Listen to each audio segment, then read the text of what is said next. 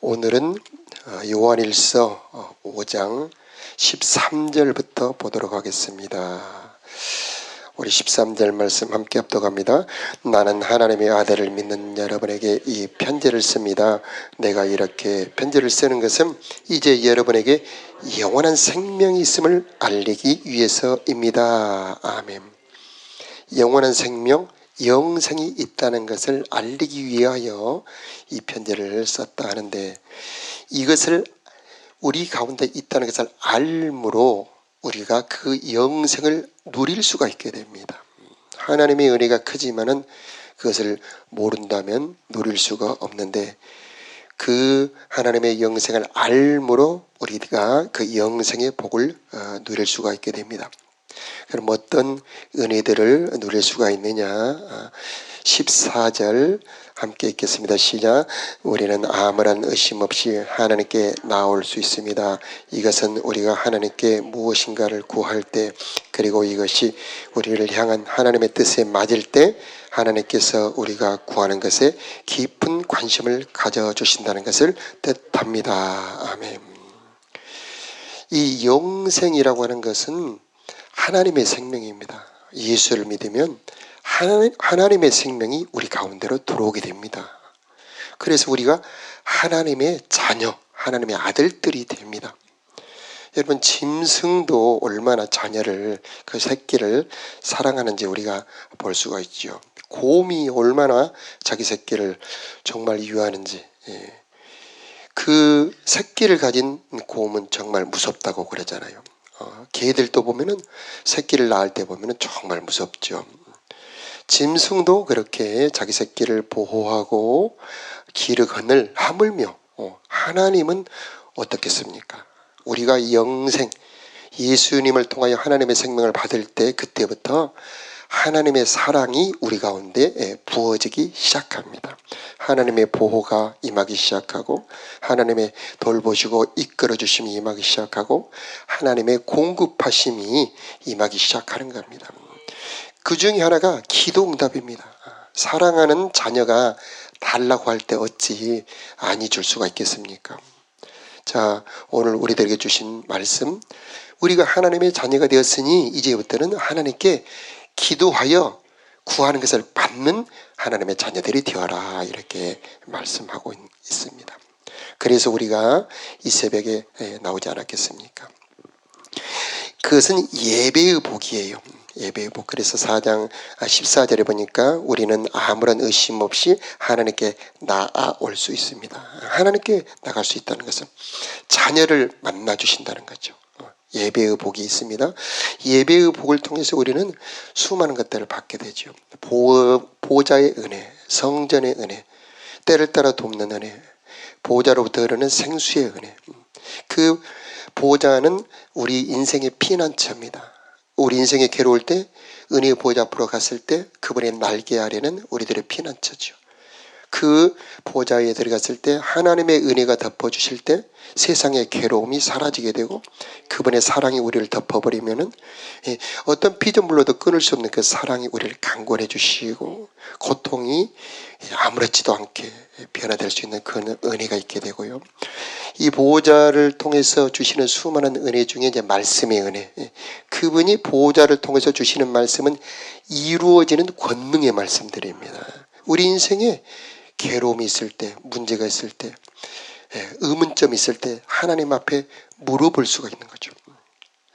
자, 보호자의 은혜는 우리가 하나님을 만남으로 생명을 얻게 됩니다. 안식을 얻게 되고요. 자, 이것이 바로 우리가 영생을 가졌다는 그런 은혜가 되는 겁니다. 여러분, 기도의 은혜가 여러분의 삶에 평생 누려지시기를 축복합니다. 오늘 15절 우리가 합독했지만 한 번 더 합독하겠습니다. 시작. 하나님께서는 우리가 그분께 간구할 때마다 귀를 기울이고 계십니다. 그러므로 우리가 구한 모든 것들을 그분께서 주시리라는 것을 알 수 있습니다. 아멘. 기도 응답의 확신이죠. 여러분, 이 믿음이 여러분의 믿음이 되시길 바랍니다. 너희가 악할지라도 자녀들에게 좋은 것을 줄 알거든 하물며 하늘에 계신 너희 아버지께서 어찌 주지 않겠느냐. 하나님은 우리가 구할 때 응답해 주시는 이 기도의 믿음이 결코 없어지지 않기를 바랍니다. 이 믿음이 견고하게 있을 때에 우리는 기도하는 사람이 되는 겁니다. 모세가 손을 드니까 이스라엘이 이겼잖아요. 자, 우리가 기도하는 것들 반드시 이루어진다는 이 믿음. 구하라 주실 것이요 찾으라 찾을 것이요 문을 두드리라 그리하면 열릴 것이니 구하는 이가 얻을 것이요 찾는 이가 찾을 것이요 문을 두드리는 이에게 열릴 것이니라. 이렇게 기도에 대해서 말씀해 주셨습니다. 자, 우리가 이제 영생을 받음으로 하나님의 자녀가 되었으므로 자, 우리들에게 그 기도의 권세가 왔는데 그 기도의 권세가 이제는 중보 기도로 나타나게 됩니다. 16절에 보면 어떤 형제가 죄를 짓는 걸 보거든 그리고 그 죄가 영원한 죽음에 이르게 할 만한 죄가 아니라면 그 사람을 위해 기도해야 됩니다. 그러면 하나님께서 그 형제를 살려주실 겁니다. 자, 기도의 위력 중에 하나가 나만 위해서 기도하는 것이 아니고 내가 기도하는 그 기도로 많은 다른 사람도 살려줄 수 있다는 겁니다. 모세가 기도함으로 민족 전체가 살아나잖아요. 다니엘이 기도함으로 민족이 다시 회복할 수 있는 그런 은혜가 있게 되잖아요. 자, 우리들의 기도도 그런 권세가 있음을 믿으시기 바라요. 하나님의 자녀는 권세가 있습니다. 그 권세 중에 하나가 기도 응답의 권세입니다. 우리는 우리만을 위해서 기도하는 자들이 아니고 우리가 사랑하는 자들을 위해 기도함으로 그들도 하나님의 은혜를 받게 할 수 있는 중보 기도의 권세를 가지고 있다는 것입니다. 자, 그래서 우리 교회 중보 기도하죠. 여러분의 기도 이루어짐을 믿으시기 바라요. 그래서 서로를 위해 기도한다는 것 얼마나 복된 일입니까? 서로가 서로를 위해 기도할 때 내 영혼이 나를 통해서 그 사람에게 복이 가기 때문에 그 사람의 받을 복을 나도 받게 되어 있어요. 그래서 우리는 될 수 있는 대로 많은 사람을 위해 기도하면 내 복이 되는 거죠. 자, 18절 함께 읽어보도록 하겠습니다. 시작. 하나님의 자녀가 된 사람은 계속해서 죄를 지을 수 없다는 것을 우리는 알고 있습니다. 하나님의 아들이 그를 지켜주심으로 악한 자도 그를 해칠 수 없습니다. 아멘. 이 18절은 변화의 은혜입니다. 우리를 새롭게 하십니다. 처음부터 죄를 안 짓는다는 말은 아니죠.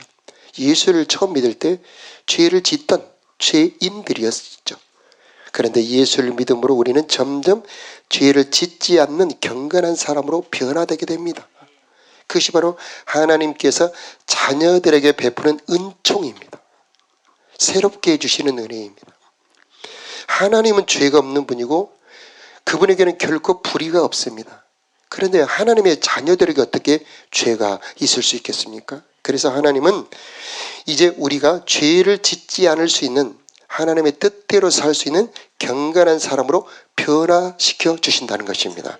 이것을 성경에서는 여러 다른 말로 표현하고 있는데 요한복음 3장에는 우리가 잘 아는 대로 물과 성령으로 거듭나게 해주신다. 그렇게 말씀하고 있고요. 에베소서에는 옛사람을 벗어버리고 새 사람을 입으라 이렇게 표현하고 있습니다.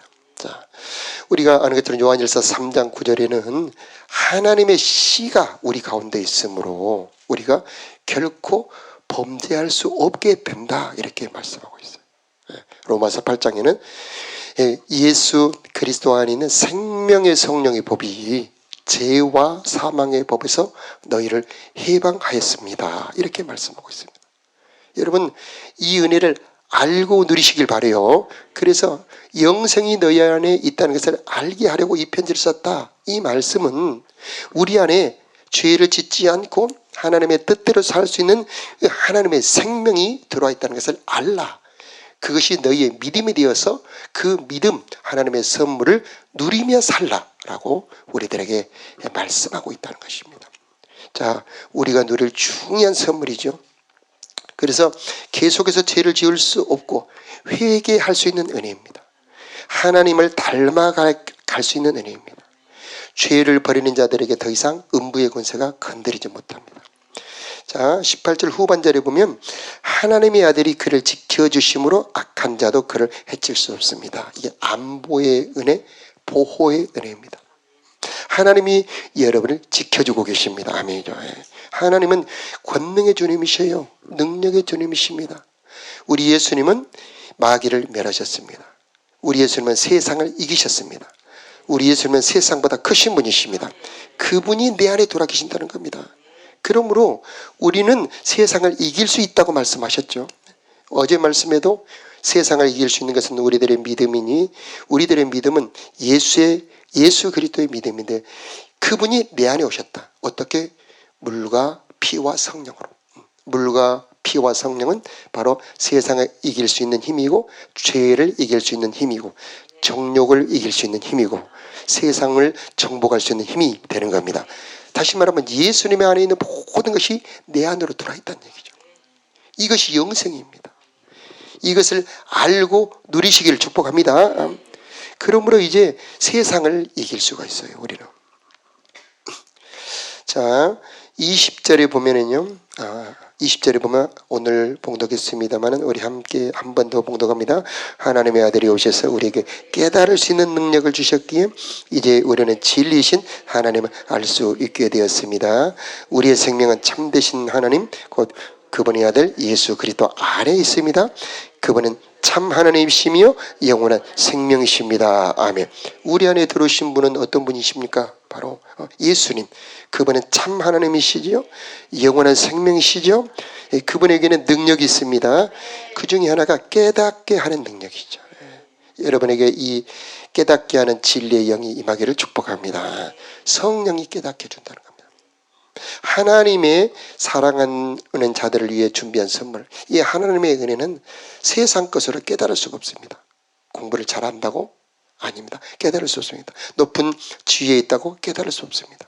오직 성령이 그 하나님이 준비한 것을 깨닫게 주신다 말씀해 주셨어요. 오늘 이 새벽에 오신 여러분에게 성령이 임하기를 축복합니다. 깨닫게 하는 능력이 임하기를 바랍니다. 하나님의 준비한 선물은 이루 말로도 할 수 없이 엄청난 건데, 그것을 내 것으로 만드는 방법 중에 하나가 깨달음입니다. 아는 순간 내 것이 되는 겁니다. 지식의 세계는 그렇게 돼 있어요. 디지털 정보의 세계는 아는 것이 곧 소유하는 것입니다. 그 정보 자체가 가치가 있어요. 그것을 갖는 순간 그것이 능력이 됩니다. 하나님의 부하가 그렇게 되어 있어요. 우리들의 죄는 이미 용서가 되어 있습니다. 그것을 아는 순간 내 속에 어둠이 따라가게 되어 있거든요. 주님이 나의 모든 저주를 해결해 놓으셨어요. 근데 이것이 머리가 아니고 내 영혼이 깨달을 때 여러분의 삶에 저주가 따라가게 되어 있고, 가난도 따라가게 되어 있고, 병이 그때 순간에 낫는 겁니다. 이미 주님은 다 완성해 놓으셨는데, 깨달음으로 평강이 오게 되고 깨달음으로 안식이 오게 된다는 겁니다. 자, 여러분에게 예수 이름으로 깨달음의 빛이 임하기를 축복합니다. 성막 안에 보면 등잔이죠. 등대가 있는데 주발 7개가 있고 거기에 기름이 부어 불이 켜집니다. 그분은 세상의 빛이 아니에요. 이 빛은 신령한 빛입니다. 이 빛은 하나님의 빛입니다. 하나님의 세계는 하나님의 빛으로만 알 수가 있어요. 오직 성령만이 알려줄 수가 있습니다.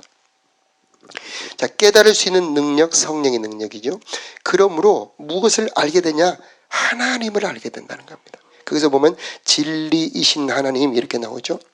하나님이 많은 모습으로 나타납니다만 그 중에 진리이신 하나님, 말씀이신 하나님, 그분의 말씀이 진리고 능력이 있습니다. 그래서 구약의 율법하고 신약의 진리하고 차이가 뭐냐면, 구약의 율법은 내 힘으로 합니다. 하다 지쳐요. 하다 못합니다. 그런데 진리의 하나님, 생명의 말씀은 능력의 말씀이에요. 그 말씀이 역사를 한다는 겁니다. 그 우리가 할 일은 뭐냐? 믿는 겁니다. 그 말씀을 내 입으로 시인하는 겁니다. 마음으로 믿고 입으로 시인할 때 내 입에서 나온 하나님의 말씀이 일을 하는 겁니다. 그래서 창조의 말씀 여러 번 말씀드렸습니다만은 빛이 있으라 하심에 빛이 있었고 그러잖아요. 내가 원하느니 깨끗함을 받으라 할 때 어떻게 자기가 치료한 거 아니죠. 약을 바른 것도 아닌데 순간적으로 그 중풍병이 나았던 것입니다. 여러분에게도 이 진리신 하나님의 깨달음이 임하기를 축복합니다. 우리의 재산, 우리의 소유, 우리의 능력이 뭐냐? 이 진리신 하나님의 말씀을 소유하는 겁니다. 여러분, 진리의 하나님 말씀, 복음을 소유하는 겁니다. 그런데 이것은 인간의 머리로 깨달을 수 없는 거죠. 그래서 깨닫게 하시는 능력, 성령의 능력에 도움받아야 된다는 것입니다. 이 시간 우리 새벽 기도 제목 중에 하나님, 나로 하여금 진리신 하나님을 깨닫게 해 주옵소서. 이 기도의 제목과 15절에 보니까 우리가 기도할 때마다 귀 기울여 계시고 그리고 우리의 구한 모든 것을 그분께서 주시리라는 것을 알 수 있습니다. 기도 응답의 확신이 내게 있기를 원합니다. 자, 이것이 오늘 아침 기도의 제목이 되시기를 바랍니다. 자, 우리가 영생이 있다는 것은 많은 은혜가 있는데, 영생이 내 안에 있으므로 주님은 우리를 인도해 주십니다. 왜냐하면 이제 우리를 가르쳐 주시고 인도하심으로 하나님의 나라에까지 도달하게 하기 위해서, 생명의 장소까지 도달하게 하기 위해서 성령으로 인도해 주십니다. 여러분은 이제 하나님의 자녀들입니다. 이제 우리는 하나님의 생명을 받았습니다. 이제 우리는 천국을 물려받을 상속자들로 내정이 되어 있습니다. 그래서 이제 준비를 해야 되겠죠. 그래서 우리가 변화돼야 되는데, 영생이 있음으로 말미암아 이제 하나님은 우리가 그 천국을 물려받을 만한 사람으로 성장시키기를 원하고 있습니다. 우리 이제 성장반 양육하고 있는데, 말씀이 우리를 양육해 주는 겁니다. 말씀 안에서 자라가는 것이 바로 영혼의 성장이죠. 자, 여러분에게 성장이 있기를 축복합니다. 이 영생이라고 하는 것은 생명이기 때문에 자라나야 되는 겁니다. 자, 자라나면 자라날수록 그 생명 안에 선물이 펼쳐지게 돼요. 그래서 처음에 코스모스를 작은 씨를 하나 심었는데 이것이 자랄 때 아주 손톱만 하죠. 한 뼘 정도 됐을 때는 예쁘기만 하고 별로 큰 예쁨은 없는데, 이게 자라면 이제 한 1m 정도 자라면 거기에 아름다운 꽃이 펼쳐지잖아요. 그런 것처럼 우리가 받은 생명 안에 하나님의 능력도 들어있고 영생의 천국도 들어있고 그 다음에 하나님의 사랑도 들어있고 그 다음에 온갖 하나님의 모든 선물들이 이 영생 안에 들어있습니다. 그래서 우리들의 생명이 자라나야 되는 겁니다. 여러분에게 성장이 있기를 축복합니다. 성장하기 위해서 우리는 기도하고 말씀 가운데 들어가도록 우리가 힘을 써야 되는 것입니다. 자, 여러분들에게 이 영생이 있음을 알므로 누림이 있기를 예수의 이름으로 축복합니다. 자, 기도 응답의 확신이 있기를 축복합니다. 자, 우리 주 예수 그리스도를 통해서 주신 영원한 생명이 여러분 안에 이제 심어졌으니 자라나고 꽃피고 열매 맺어 하나님의 나라를 누리는 은총이 있기를 축복합니다. 기도하겠습니다.